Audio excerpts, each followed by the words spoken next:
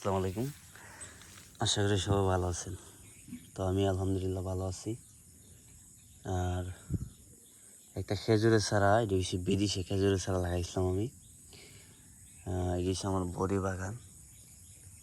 তো এই বড়ি বাগানের ভিতরে আপনার পেঁপে গাছও আছে। তো এই খেজুরের চারা, এই আজুয়া খেজুর যেটা বলে, তো আজুয়া খেজুরের চারাটা আমি লাগাইছিলাম। তো এটা আর এদিকে আছে আপনার তালের বীজ লাগাইছিলাম। এগুলা কিন্তু মানে বজ্রপাত যে ওগুলো হয় না, বজ্রপাত আটকিয়ে দেয় তালের চারায়। তো ওই জন্য তাল লাগানো মূলত। এই যে এদিকে একটা তালের চারা লাগাইছি। তো এদিকে আমার বড়ি বাগান। আর আমের চারাগুলা খাই লইতেছে আপনার খিদায়।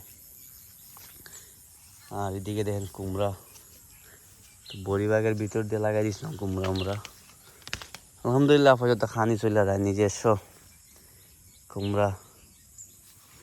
আর কোনো কীটনাশক ব্যবহার করা হয় নাই, এই জন্য কুমড়া তেমন একটা ভালো হয় না। এই যে একই গাছের মধ্যে দুইটা ধরছে। তো এটা হচ্ছে আমার বড়ি বাগান। আর এদিকে আমরা গরুর জন্য ঘাস ফলাইছিলাম, সার দেওয়া ঘাস আর কি। তো এইগুলো গরুর নিয়ে কাটিয়ে খাওয়াই। আর একটা ইন্টারেস্টিং জিনিস, যার মধ্যে বেগুনের চারা লাগাইছিলাম, মানে ফালাইছিলাম বীজ। এই বৃষ্টির কারণে একটা চারাও ফুটে নেই। আসলে এই বছরটা আমরা লোকসানের মধ্যে আছি, কারণ যে কোনো জিনিস করলে, এই যে লাউয়ের চারা দেখেন কী অবস্থা, সবগুলো জ্বলে গেছে গা। এই যে এই ফসার কারণ দেখি বৃষ্টি আমাদের এমন একটা নষ্ট করা করতেছে, আর বললে আর নাই। এই জায়গায় আছে লাউয়ের চারা আর কি। তো এই চারাগুলো লাগাইবার টাইম দিয়ে পাইতেছে না। ক্ষেতগুলো আজও করে তুইছিলাম, কিন্তু বৃষ্টি কারণে কিছু করা দিতেছে না। এই যে দেখেন, তো এদিকে লাউয়ের চারা আছে আপনার, আর এই কইডা চারা আছে। তো এইগুলা বর্তমানে লাগাইবার টাইম দিয়ে পাইতেছি না। এদিকে আছে আপনার বরবটি। তো দেখি কাটল ফাঁকছে কিনা।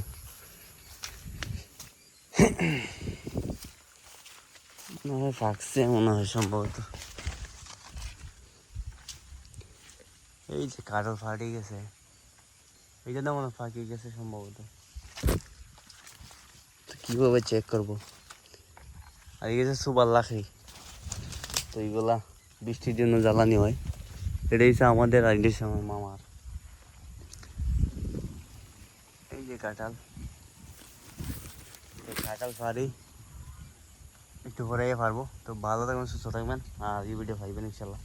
দেখাবো। আসসালামু আলাইকুম।